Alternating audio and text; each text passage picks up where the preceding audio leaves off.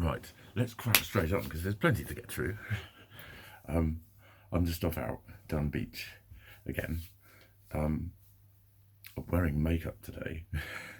I'll have my shades on anyway, but it's a partial social experiment because apart from on the way down yesterday, on the way down there wasn't much at all until I got past Boscombe, and then it started literally almost straight away.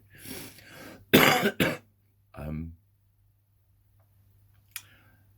then there was just fucking shitloads on the way back. She's just messaged. I was inspired, double inspired. I inspired myself to make this from something I was thinking about. And then someone I was messaging about this very kind of topic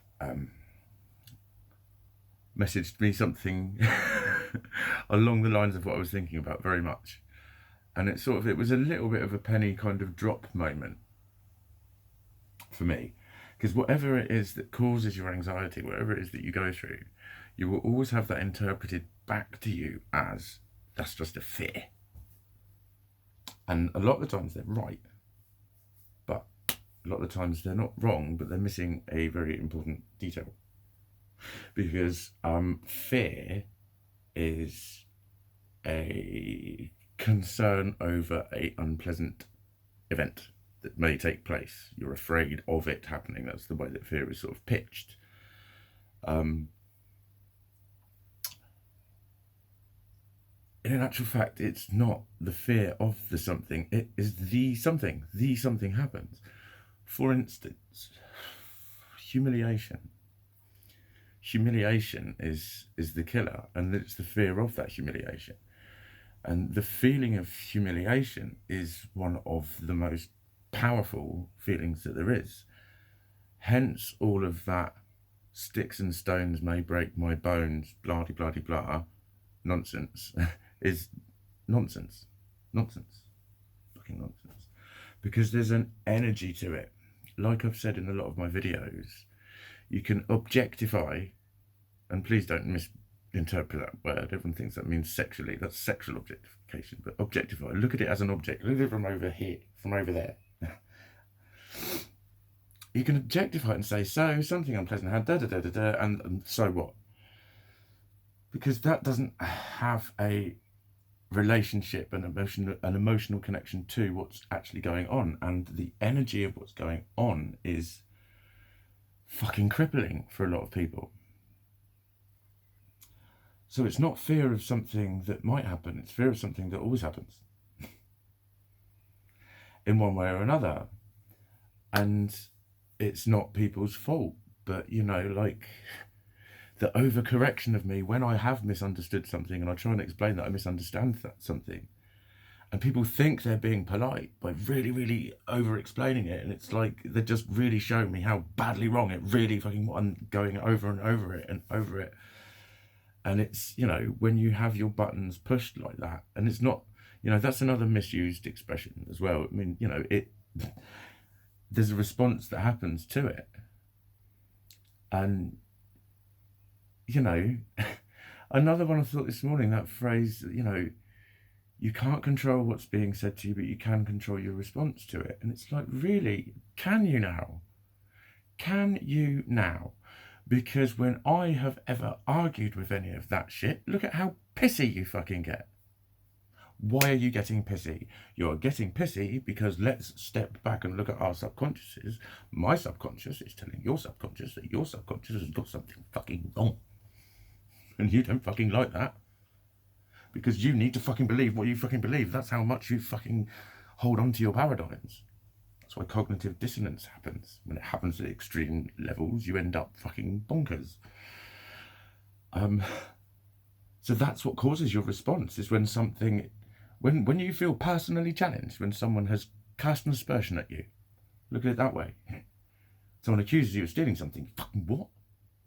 How fucking dare you? That is your fucking response.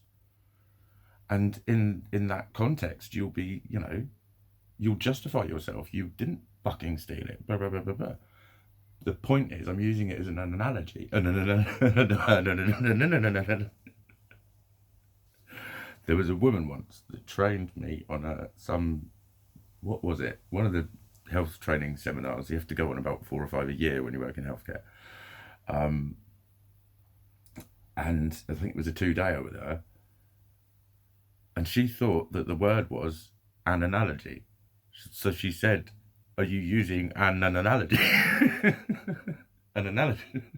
I can't even say it, but I was hearing her saying and thinking, she's saying an analogy. No, an analogy. Yeah, an analogy. An analogy. That's what she was fucking saying. I'm using it as an analogy of the process, the response, right up there. So now transfer that analogy to humiliation, embarrassment, feeling stupid. And doing that because you inadvertently do not understand what the fuck the person is talking about. You cannot help but not fucking understand someone when you can't grasp people's meaning. When you're thinking, were they joking? Or did they mean what? You're not being this wibbly wobbly fucking nervous wreck that society portrays you to be. You're searching for an actual meaning. Because there isn't one. You're bewildered, is what you are, when you're me. And this shit works at every level, even on little Facebook fucking sentences. And I'm like, permanently fucking baffled by you. And then when I'm baffled by you, as I inevitably am, and this isn't negative thinking, I can go out with the most positive, loving mindset in the world and still go, what? All the fucking time. All the fucking time. Then that gets misconstrued and you start to see people smirk at you. And shit like that. Mild bullying. Doesn't really matter. We're only having a laugh. Come on, you softie. But it's not. It's bewilderment and confusion in here. And then now people are fucking pushing the little child button of when you were bullied and shit. And you've just got to swallow that shit. And it's fucking existing in your legs and arms and your eyes and ears and over fucking whelming you. That's not fear, mate. That's not fucking fear. I'm not afraid of anything at that point in time. That is a fucking vivid manifestation of like panic setting in over fuck all. That I will sit down in the cold light of day and go, it was nothing, da-da-da. Doesn't even matter. They're not even thinking about it. That's often used to reprogram me, as I call it. So come on, they're not thinking about it. You two had an interaction, this happened, you're doing this, they're living their life. And you think, what, you gloating now? Thanks. It just made me feel even worse about it. Because none of that I could help. And yes, in the cold light of day, I'm totally worthy of love. I'm an adorable human being. But shit like that happens. And it makes it really fucking difficult to interact around people without them being a little bit sort of sympathetic or whatever, because I have to keep calling myself out. Do you know why? Because I keep confusing the fuck out of you lot. So when people say, why do you worry about what people think? Maybe it's because they fucking hurl that shit at me constantly. That might be fucking why. That might be fucking why. How many times a day do you get fucking socially checked by people when you're socially interacting? I get told off all the fucking time. All the fucking time. Keep your fucking voice down. Do this, do that. Don't sit like that. Stop jiggling your leg. Stop talking about that. Don't talk about this. Don't do that. Don't blah, blah, blah, blah, blah. Fucking blah, blah, blah, blah, blah.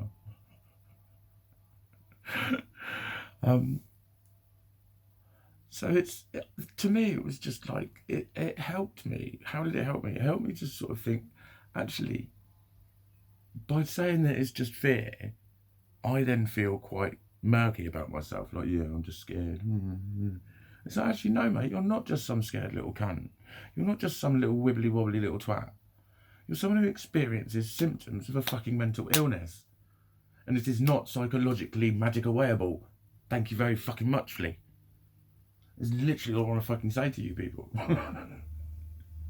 It doesn't work like that. I've been trying. And if I ever, I'm encouraged to talk about it. Come on, open up, share. So you open up and share and you get reprogrammed. That's why people don't want to share. That's not fear.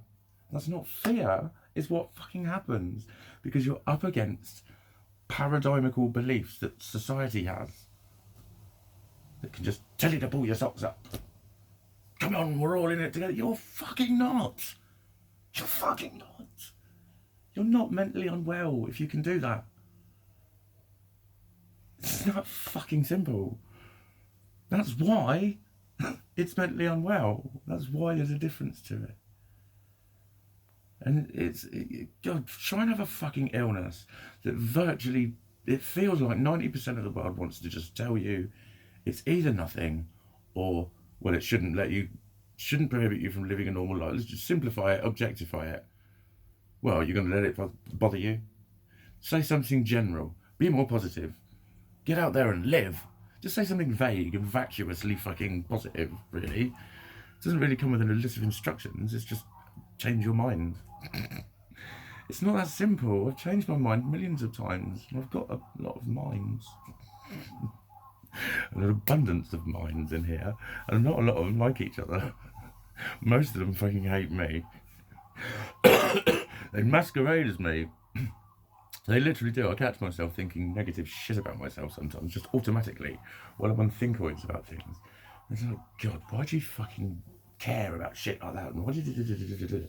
And I'm sitting there going along with it, and I was like, hang on a minute. Is this fucking me talking? And then one of them goes, oh, fucking hell, he caught me. That's like the personification of what goes on. And like I've said before, with my ADHD head going vacant a lot of the time, it's because it's too fucking busy. It's when it's trying to engage with things. And